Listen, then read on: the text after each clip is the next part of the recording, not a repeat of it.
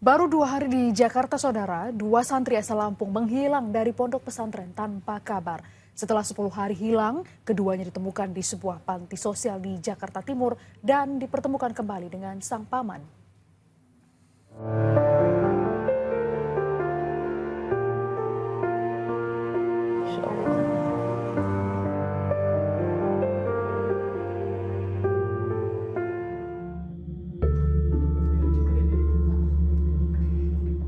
Di antara dinding-dinding sunyi pondok pesantren, 2 nama kini hanya tinggal dalam doa dan pencarian. Baru 2 hari menapaki harapan baru di ibu kota. Dimas Ahmad Fauzi 14 tahun dan Zaini Hilman 13 tahun pergi tanpa pamit. Meninggalkan pesantren, meninggalkan mimpi yang belum sempat tumbuh.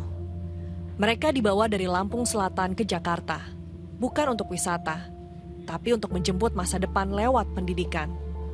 Ahmad Hafiz, sang paman, sekaligus pengurus pondok pesantren Fisabilillah, membawa mereka dengan amanah keluarga, agar 2 anak piatu ini punya ruang belajar, punya peluang yang tak mereka miliki di kampung. Kebetulan kenapa saya ajak ke sini, ke pesantren, dua-duanya Dimas dan Hilman ini, mereka sepupuan. Dan ibunya dua-duanya sudah meninggal. Nah, untuk Dimas, kebetulan bapaknya atau ayahnya juga sakit stroke. Kalau untuk Hilman, ayahnya masih ada, dia masih sehat, masih bisa kerja gitu. Tapi dia juga di Lampung. Tapi dia juga ngurus adiknya yang kecil. Kalau Hilman tuh dari usia kelas 4 SD dia sudah nggak sekolah. Udah nggak sekolah gitu. Namun kenyataan tak semudah harapan. Baru 2 hari di Jakarta, mereka hilang.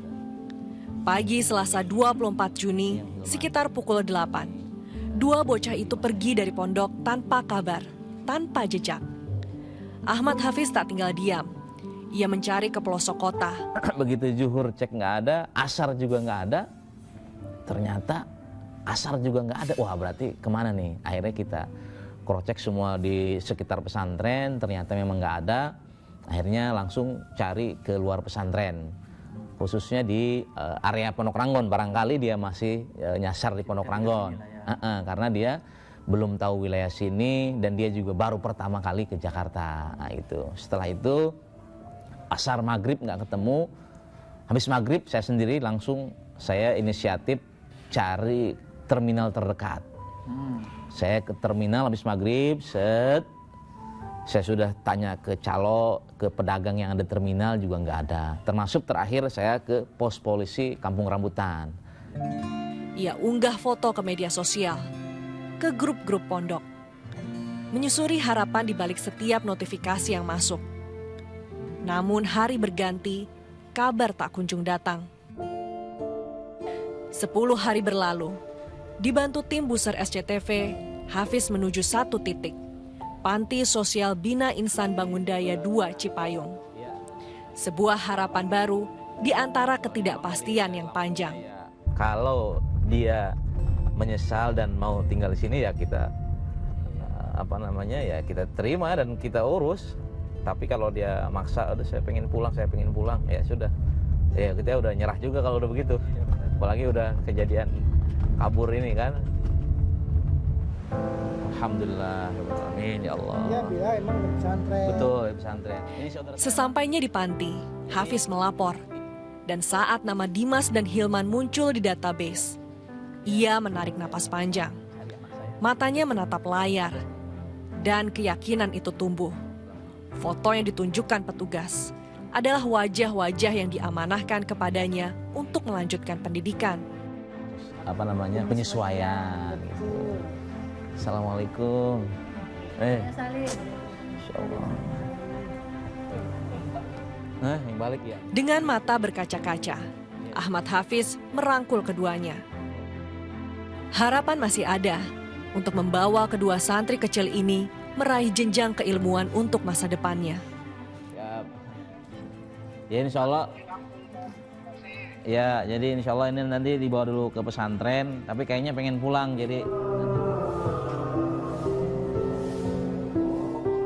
Dimas dan Hilman dibawa ke panti sejak 25 Juni. setelah dijemput oleh Satgas P3S Jakarta Timur pasca laporan 2 anak tanpa identitas dari Polsek Ciracas. 10 hari di panti sosial, kedua santri diberi pengarahan. Mereka diajak merenungkan kembali mimpi-mimpi untuk sukses dan membanggakan orang-orang terkasih. Mereka pun berjanji untuk terus belajar, berusaha, dan tidak menyerah demi meraih cita-cita. Serah terima dilakukan secara resmi oleh Kepala Sub Bagian Tata Usaha Panti kepada pihak keluarga. Bersamaan dengan itu, pesan hangat pun disampaikan. Mungkin nanti Pak Ustadz mungkin bisa edukasi. Siap. Itu ya. Siap. Sayang juga kalau Siap. memang Nah, iya.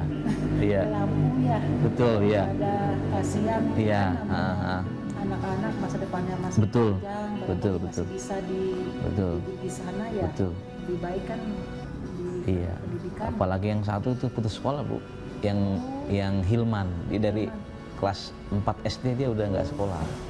Kalau yang Dimas dia baru selesai, belum 3 jari juga belum, baru lulus SD Di Lampung. di Lampung, betul. Baru mau itu ke sini. Iya. Hari itu langit Jakarta serasa mengantar pulang harapan yang sempat menghilang. Ahmad Hafiz membawa Dimas dan Hilman kembali ke pondok, ke tempat di mana buku, doa, dan asa menanti mereka untuk belajar kembali dari awal. Nanti kita ke pesantren dulu, tunggu dulu di sana. Nanti telepon kakaknya, Aiki telepon dulu. Nanti telepon juga yang dari Lampung. Kalau mau pulang nanti biar dijemput, ya.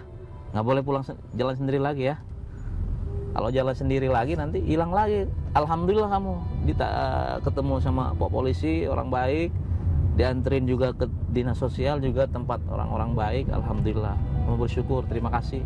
Ya. Tapi jangan diulang lagi. Pendidikan tak selalu datang dengan mudah.